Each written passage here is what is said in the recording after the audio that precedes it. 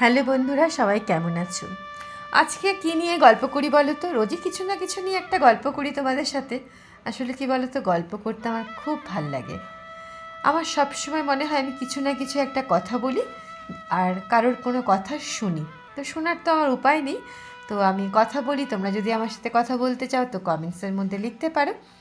এটা কিন্তু আমার ছত্তিশগড়ের বিলাসপুরে আমি থাকি, আমার শ্বশুর বাড়ি। আমার খুব ভালো লাগে এই ছত্তিশগড়ের জায়গাটা।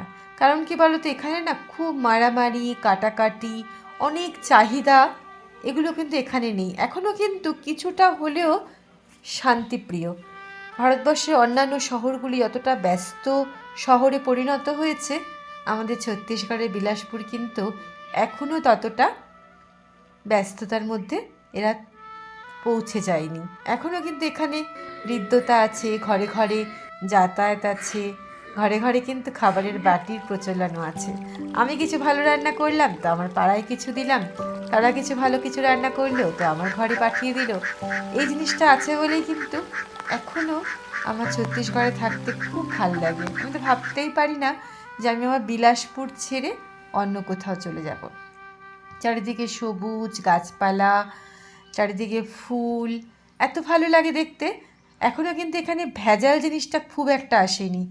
আর আমাদের এখানে এত সুন্দর পনির পাওয়া যায়, তোমাকে কি বলবো, পনিরের স্বাদই আলাদা। তুমি যেই কড়াইয়ের মধ্যে পনিরের টুকরো টুকরো করে ছাড়বে না, সেই পনিরগুলো দিয়ে কি সুন্দর একটু তেল বেরিয়ে আসে। আর ছত্তিশগড় কিন্তু শাকের ভাণ্ডার।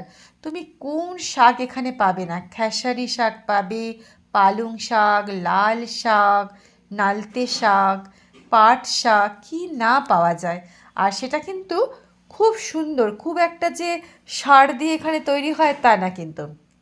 এখনও কিন্তু কৃষকরা তাদের বাড়িতে যে শাক লতাপাতা তৈরি করে, মোটামুটি গোবর সারেই তৈরি করে। আমার তো খুব ভালো লাগে শাক খেতে, বিশেষ করে লাল শাক আমার ভীষণ প্রিয়। আরেকটা জিনিস কিন্তু ছত্তিশগড়ের আমার খুব প্রিয়, সেটা হচ্ছে এই পেয়ারা। তোমরা বিশ্বাস করবে না, ঠেলায় ভর্তি ভর্তি করে ঢাই ঢাই করে একেবারে মানে ডাই ডাই করে পেয়ারা বিক্রি হয়। সেই পেয়ারা কী যে মিষ্টি, কী বলবো।